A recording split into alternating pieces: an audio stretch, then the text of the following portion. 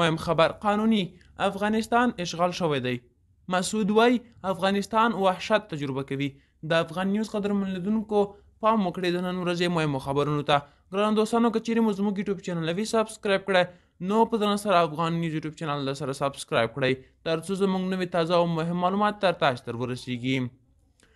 د جمعیت ګوند د رهبرۍ یو تن غړی محمد یونس قانوني وایي چې پر افغانستان د طالبانو حاکمیت تیارې ته ورته دی.